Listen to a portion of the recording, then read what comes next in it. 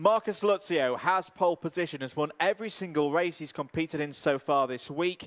Alongside him on the front row is the winner here last year.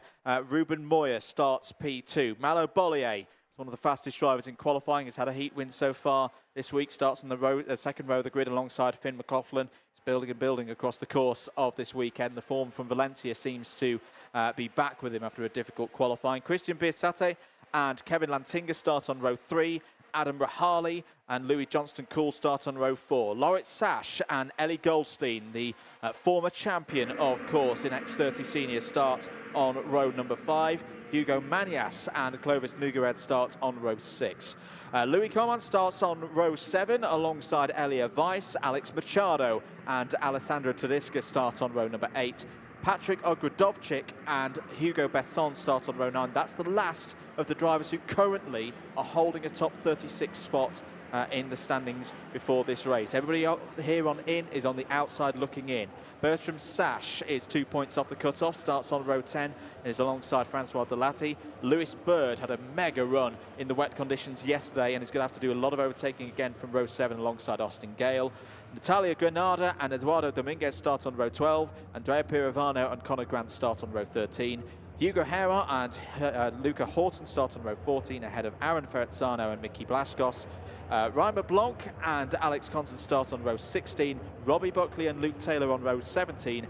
Morgan Knudsen and Thomas Gomez on a packed 36 karts grid. Anthony Jordan. 72 drivers have made it through from the 115 who started, but this is when it gets really serious now. Only 36 drivers can make it through to the final later on today. Exactly that. So basically you want to be positioning yourself well within the top 10 of each one of these races to hopefully secure a spot. Obviously, if you've got a lot of points, you need to work on it. Here we go then. Green light comes out and away they go down to towards turn number 1. Great start then from Luzio at the front of the grid and a spin in the mid-pack there. And that was a huge moment for Malo Bollier in the middle of it. There was another car that had to take to the gravel there on the exit. I think everyone is still going, but heart in the mouth moment through turn 1. More dust getting kicked up then at the exit of turn number 3 as they head down in towards turn 5 we go. Clean breakaway then for the top 2. You have to look for about 4th place. That's where the battle's at the moment as they all try and concertina up. So just confirm, yeah, I think Alex Machado was one of them, and it looks like it was Mickey Blascos, another driver who got caught out a little later on in the lap. So hopefully they're okay.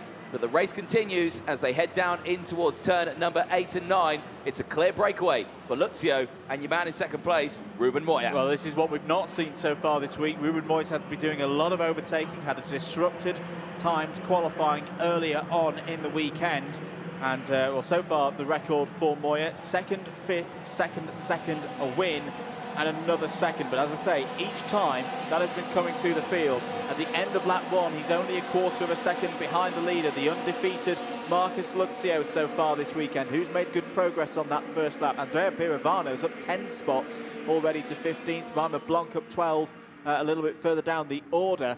Not good news at all for Elia Weiss. Finn McLaughlin's had a bad start as well. Down to 26th. Hugo Heran, Malo Bollier has seen all of these drivers losing positions. Crucially, Austin Gale, Luca Horton, Alex Machado, all drivers who you would back, Anthony, to get into the top 36, are in real danger now of not doing so. Even though there's 12 laps to go in this race, that is a lot of overtaking that they need to do before the checkered flag. McLaughlin may have been one of the drivers who got caught out a little bit there at turn 1, maybe. Yeah, not maybe. too sure. So, yeah, definitely not the opening lap he would have wanted. So, eyes on the front 2 at the moment. 0.3 of a second separate Luzio from Ruben Moya. Eyes to the back here. Biasati, who's gone for a fresh set of boots on the left-hand side of his kart.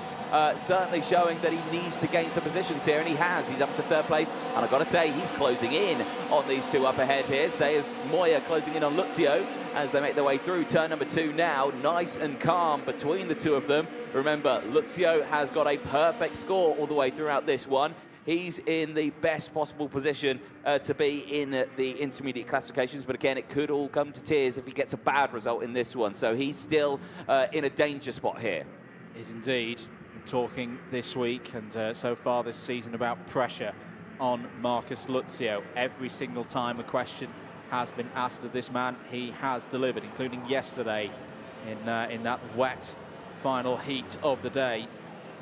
Had a 10-minute delay, had to furiously get as many settings on the karts changed as possible to deal with those wet conditions, and once again it was Luzio delivering. But this is a different prospect to feel now. Ruben Moya, we know how good he is around this place. Was top of the IC at this stage of the competition last year, scored 10 points, won the final, scored another 25 points. That was definitely the highlights of his season last year. He's delivering again, putting the race leader under pressure. Now let's have a look at this, because I think there's a bit of a meeting of the minds in the middle of the court. Oh, now is there something coming from further back that causes Bollier to half spin? There was definitely contact as well with McLaughlin that meant that he was slow out of turn 1. This is into turn 4. Oof. Oh, there's all kinds of dirt being kicked up there on driver's right, but I couldn't quite make out where that was coming from, but it had that quintessential look of a bit of encouragement from behind on Bollier's rear bumper, caused him to slide wide, slight contact with McLaughlin. It's a difficult start for the drivers there. Yeah, I think that was just Bollier just trying his hardest to turn out of turning into to McLaughlin, and that just forced the back end to step out, and then he had to try and throw a load of opposite lock, and yeah, it looked like it was a Crook Promotions kart that went through, so I'm going to put that was possibly Austin Gale that had to take to the gravel there at high speed through turn 1.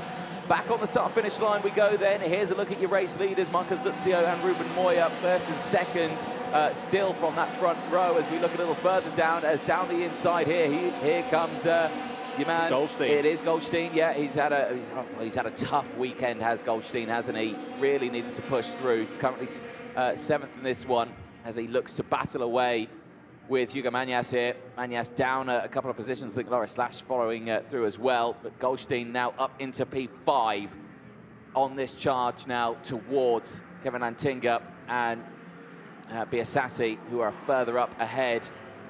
Goldstein, though, you've got to think pressure starting to build, but he remains focused and dedicated through all of these races. And this is why he had such a successful year 2 years ago. Oh, out there, that's one of the Victory Lane karts, 292, that has come together with another kart as well. It's going to be Conor Grant and Ogrodovchik out of the race in 221. That's Ogrodovchik right on the bubble as well. I think he's going to be out of the final, because he was 17th on this grid, which means he was in the top 34 heading into this one. But it's so close, just behind, and yeah, that's not good news for him there. Moya down the inside takes the lead of the race from Marcus Luzio.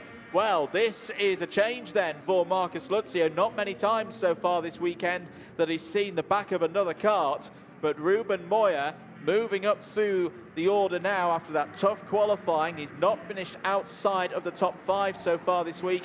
One heat win as well, but this could be a key moment in the story of Superheat number 1 for X30 Senior. Last year's winner is back to the front. Certainly is. Well, Moya now controlling this one, but again, he will continue to try and open up that gap right now between himself and Luzio. Luzio's not going to make that easy whatsoever. You can imagine a driver who's had a near perfect weekend, didn't go pole in qualifying, but certainly with all those qualifying heat wins, Luzio wants to maintain that momentum. We should remember as well, though, Luzio has a very good buffer, a very good advantage in the intermediate classification. So second place would be more than good enough to take the 10 points and pole position for the final later on today. But yeah, very good move there from Ruben Moya. Clear, decisive, down the inside, exactly what you would expect from a man who's finished 3rd in this championship the last 2 years. We're on lap 7 now, into the second half of the race, and Biasate's still going along very nicely here, Anthony. 1.1 seconds behind the leader, who is the fastest driver on circuit, but their driver there, Biasate, is definitely going to be closing in, I think. He was a personal best through sector 1 and sector number 2. He's getting quicker and quicker as they go along. Getting that slipstream for Luzio, I think both of them are going to have a bit of a problem on their hands. They certainly might, but again, even if Biasati closed in, it's not going to affect Luzio too much, at all. It would still start on pole. That's how much of a buffer he's had from the rest of the field with all of those wins. Goldstein now breaking away from the drivers behind. Sash back past Hugo Mañas as well as we watch them whiz through turn number 1 now. Louis Command just there as well. Command has been in that top area all the way throughout this. He currently sits there in 8th place. He's still in a good spot as Magnus goes through, and Louis Coman goes through as well. So Loris Sach down 2 places on that one.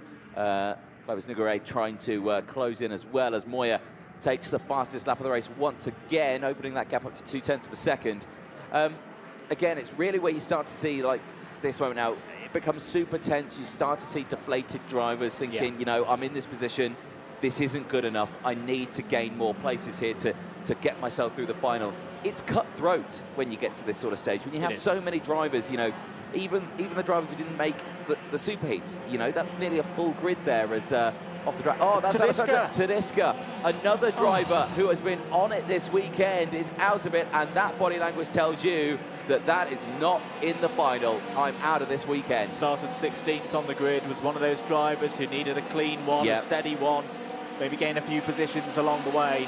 A DNF is the very opposite of that, and that will be Alessandro Tedesca out. New fastest lap of the race. Christian Biasate there for TB Kart. 1 minute 3.344. He is a second back, but I feel he's just applying the pressure a bit there to Luzio and Moya. There he is in the 2.56, heading into the second hairpin now. This is a good run. Started this race 5th on the grid. Had a qualifying heat win earlier on. It's been one of those. There's been a lot of drivers in seniors this weekend who've had a mixed bag, you would say. A win, a couple of 4ths, a 5th, an 8th and a 12th across those 6 rounds. But oh, is that a problem for the 2.26 out there? Is that Gale? Oh, it's Gale. It is Austin Gale. Started this one 11th place, and I'm going to say that may be due to his run off the track at turn 1 at the start of that race. Maybe some damage caused to the underneath of the chassis, and it may be just conking something out, which is a big shame. Back here at the front, though, still Moya and Luzio. The gap's not opened up. They've stayed the same. Luzio has stayed in contact with Ruben Moya. Biasati's still there, and he's just lingering in the background there. He's got a good buffer to really attack at the last sort of stage of the race, as McLaughlin now sets the fastest lap of the race. You know, I've got to give it to McLaughlin. His determination again is still absolutely on it. Qualifying didn't go his way. Qualified 52nd after he was part of that group with in Group 4 that had the red flag in the session, pulling into the pit lane. Austin Gale out of this race. Big shame, and yeah, never a nice thing. That's I think he's not going to make the final either. So Finn McLaughlin was on fire at Valencia, and we both spoke to him, didn't we, after the unfortunate way in which his final ended. I thought his response was really mature and professional. He was a disappointment, but he knew he had the pace in the kart, and he was looking forward straight away to this event, and he's fighting back well here. I think he'll still be good for getting through to the final, but he'll have to do a lot of overtaking in it. I'll tell you who else is fighting their way into the big race later on today. Lewis Bird had a 6-point deficit for the cut-off at the start of this race, has gained something like 11-12 positions so far in this one. It's up there in 10th place. This is the kind of performance that Lewis Bird needs to get through in a similar fashion as well. Pervano, as mentioned, up 12. Natalia Granada up 11 as well. These are all drivers giving it their all to try and be in that top 36 once this race is completed and the next one. 2 laps to go then, once the leaders come round the final couple of corners. Ruben Moya leads. Marcus Lutzi, I think, is quite happy to just sit here at the moment and not to take too much out of himself, out of the kart, out of the machinery. Nothing is won yet. He's doing enough to be in first position in the intermediate classification after this round of superheats. Certainly so. That gap, though, has come down a little bit more. Here comes Luzio back to the inside. He's gone early on this one. Moya will have the run on the outside here. Now keep an eye on Biasati. Biasati now will have the chance to close in as once more they go wheel to wheel through turn 5 now in towards turn 6. Can Moya set it to the inside here? No. Luzio closes that door, denies the chance to get back through, but here comes Moya back to the inside through 7, and he gets it done. They'll continue to lose time time. I don't think they need to worry about Kevin Lantinga, who's there in 4th place, but they will have to worry about Christian Biasati, who's there in 3rd place. Back to the outside. Keep an eye on Luzio. He tries to get it back to the inside here, but Moya slams that door closed as we go on to the final lap now. Out of turn 14, in towards 15. Ring the dinner bell. Who's it going to be? Luzio or Moya, or could it be Biasati? He's pointing forward, is Marcus Luzio, because I think he's aware of the threat of Biasati behind, but he's got the slipstream now. Moya's going to defend to the inside, go in the middle of the track, says Ruben Moya. That's a good bit of defence from the race leader into turn number 4. Luzio to the outside, but look at Biasati. He's right there. He's closing in on them, all those fresher tyres side by side between Moya and Luzio. Into turn 5, the punishing turn 5. Long left-hander. Moya holds on to the lead, but it's a 3-way scrap for the win now in Superheat 2. Biasati has caught them. Watch him as he goes to the inside here. To the outside goes Luzio, and now he's going wheel to wheel with Biasati. He checks over the shoulder and thinks, oh, crikey, where have you come from? Now I'm going to have to defend and attack at the same time. Moya's got some breathing space here, but he leaves the door a little bit open going into the top section of the track. Only a couple of corners to go, but I think it's going to go the way of Moya. It won't affect Marcus Luzio's chance of getting onto the top spot for the final. He's going to secure pole position, but Ruben Moya is going to take the win in the Superheat, and that will help out his championship fight tremendously. Across the line, it's Ruben Moya from Marcus Luzio. Christian Biasati rounds out the top 3. So close, though. Really pushed in hard in those dying stages when they were battling. Kevin Lantinga stays there 3 seconds further down the road in P4 from Ellie Goldstein. P5, good recovery drive there for Goldstein. Louis Coman rounding out the top 6 from Clovis Nugrade. Loris Sash from Hugo Mañas. Hugo Basson rounds out the top 10. But for Ruben Moya of Spain, the Pantano Racing Team, it is a Superheat win. As a very good win, very professional win from Ruben Moya, showing that he has got the speed to do some great things in the final when we get to it. Still one more Superheat to go, of course, in X30 Senior, so a lot to be decided in the intermediate classification. Rest of the drivers filing across the line and on their warm down laps now. They'll head back to Parc Fermé, go through all the mandatory checks, weighbridge, and through technical scrutineering as well. But for Ruben Moya, it was his first opportunity to start from the front of the grid this weekend on grid number 2. Converted it into a win. The provisional result for Superheat number 1 sees Moya win it by 1/10.5 ahead of Luzio. Christian Biasati, good tactics there with the tyres. Very smart stuff from TB Kart Racing Team. Takes 3rd. Kevin Lantinga in 4th. Ellie Goldstein took P5. Louis Coman with a good move there, up 7 to 6th place. Clovis Nugarad in 7th.